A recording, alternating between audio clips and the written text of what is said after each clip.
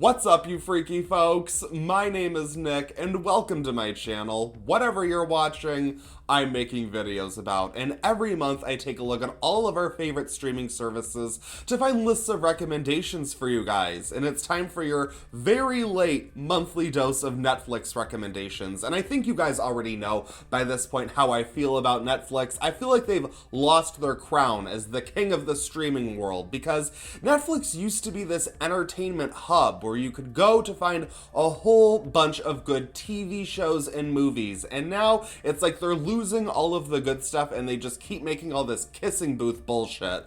But I digress. That being said, I have a pretty damn good list of movie recommendations for this month, so if you're not already subscribed, make sure you do so. That way you stay up to date with what to watch and where to watch it. Number 10 is The Impossible. This survival disaster drama is about a family trying to make it through the very real tsunami that hit Thailand in 2004. Separated after the initial destruction, the family members try to find each other amidst the unbearable chaos. Disaster films are hard to pull off, especially when they're based on true stories. The opening of this movie is so visceral as we see the power of this tsunami, and then it just becomes devastating as we see the effects. And this might be a pretty difficult movie for some of you, but I did see that it kind of popped off last month on Netflix, so maybe a bunch of you have already watched it, but I remember seeing this in theaters when it came out, and it just blew me away. Naomi Watts' performance in this movie is so damn good,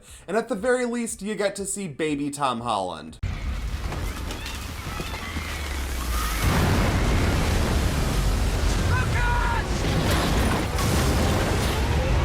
Number 9 is Waiting. This 2000s cult comedy is about the crew of a chain restaurant as they work the dinner shift. It's raunchy and gross, but features a stacked cast including Ryan Reynolds, Anna Faris, and Justin Long. Now, I'll admit, the big scene that this movie is known for is so gross. It's this woman, she sends her food back, and then all of the cooks in the kitchen mess with it and just do all this nasty stuff to the food, and I skipped that part. I cannot get behind that level of nastiness. It is so gross. I'm about to vomit just thinking about it. But you know what? If you skip through that, the rest of the movie, well, it came out in 2005, and it's been a minute since I watched it, so I'm pretty sure it's loaded with plenty of outdated humor, but I have fond memories of laughing my ass off to this one. Is everything prepared okay? How about some dessert? How would you like your steak prepared? The 5-second rule, the 5-second rule! 2, 3...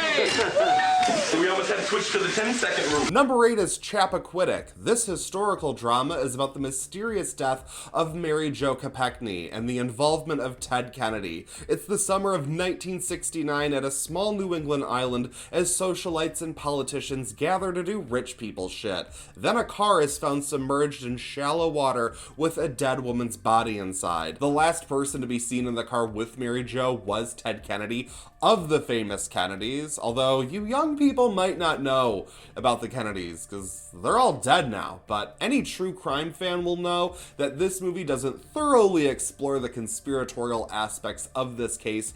However, it's a pretty solid movie version of a tragic event. Moses had a temper. Peter betrayed Jesus.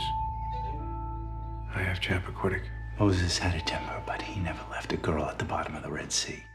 Number 7 is Simon Killer. This indie drama is about a man who heads to Paris after a breakup and begins a relationship with a sex worker. The two connect as tensions build until our protagonist's true nature comes to the surface. This is a bit of a hard one to recommend because it's very understated and slow and low-key. If you can get into mumblecore, then you might enjoy it. It's a bit like the movie Spring, without the Lovecraftian elements.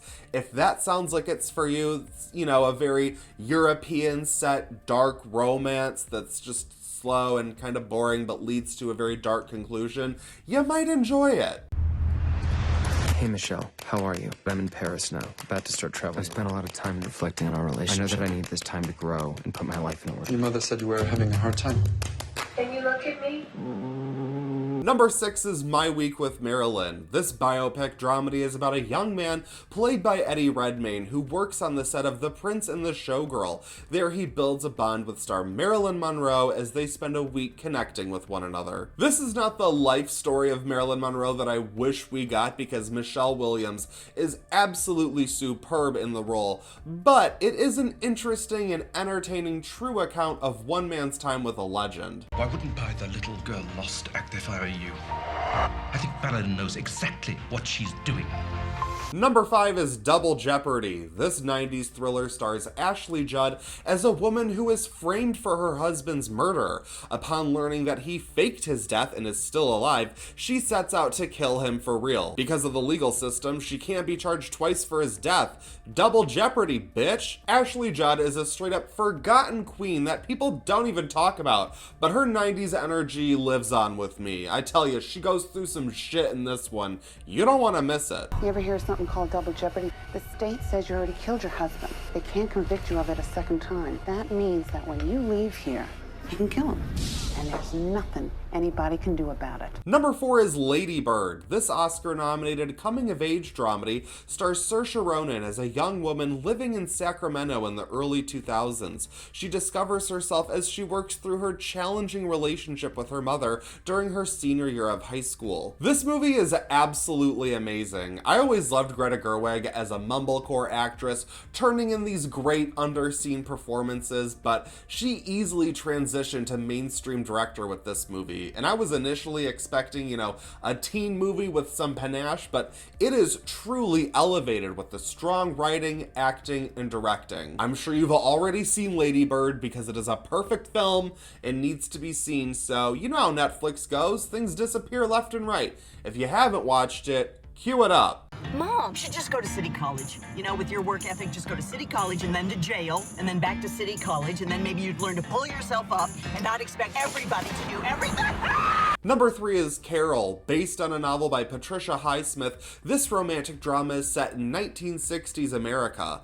Cate Blanchett stars as a housewife who begins a relationship with a shop girl played by Rooney Mara. They face the typical difficulties any lesbian couple dealt with back in the day, but don't write this off as an average stuffy period piece. This is a beautiful film in every sense of the word. Director Todd Haynes makes movies that don't always work for me, but his talents are perfectly on display in Carol. It is one of my favorite romances of the 2010s. If you have not already watched it, oh my god, I'm telling you, you've got to watch Carol.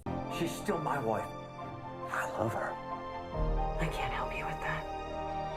Number 2 is Uncut Gems. This crime drama stars Adam Sandler as a New York City jeweler who is in all kinds of debt. The film charts the ups and downs as he tries to maneuver his way through multiple schemes and deals, hoping to hit his biggest score. This movie is chaotic as hell, and I know it will be a difficult watch for some of you. There are like a million different audio tracks going at once as the camera is constantly cutting between all these different hard close-ups. It is a lot to take in, but I found it to kind of flow perfectly for me. Hashtag ADHD. But this was one of my favorite movies of last year, and I'm sure you've watched it already because it's so damn good. I mean, come on, Uncut Gems. It's so good. Even if it isn't for you, I'm sure you know it's good. So if you haven't rewatched it in a minute and you feel okay with, throwing yourself onto this carousel of madness, then give it a watch.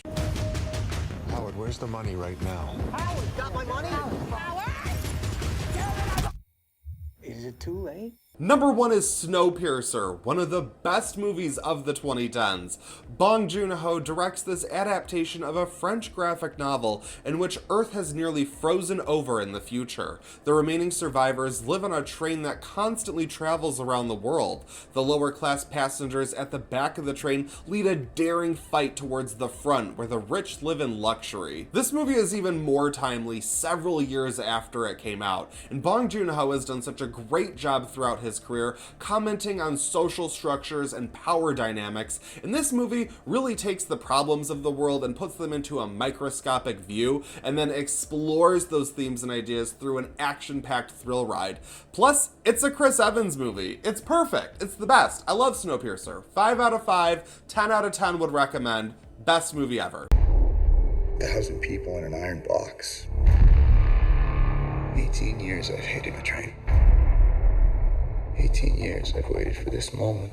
And now it's time for my bad movie recommendation of the month, your least favorite part of the video. And this month, I have to give an extra special shout out to A Bad Mom's Christmas. This rushed sequel follows the titular bad moms as they handle the holiday season when their own mothers come to town. This movie is absolutely stupid as hell and ridiculous. While it doubles down on the worst parts of the original, it also amplifies the best parts, mainly the comedic skills of Kristen Bell, Mila Kunis, and especially Kathryn Hahn as Carla, who I plan on being in my next life. Again, it's not good, but if this is your brand of comedy and you can get into it, you'll find A Bad Mom's Christmas to be an underrated Christmas flick. Can you tell this video is super late? I'm kind of on a first date with Santa number 2. How'd you guys meet? Oh, waxing his business. Oh my God. It looks like a parking cone.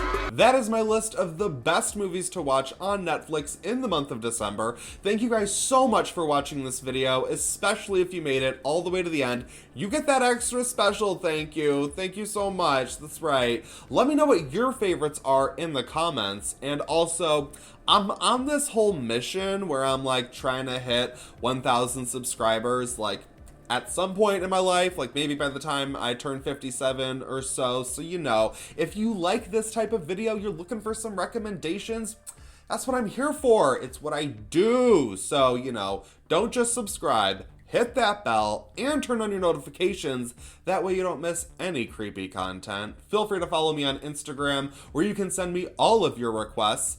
That's it for this video, but I won't stop you from watching another.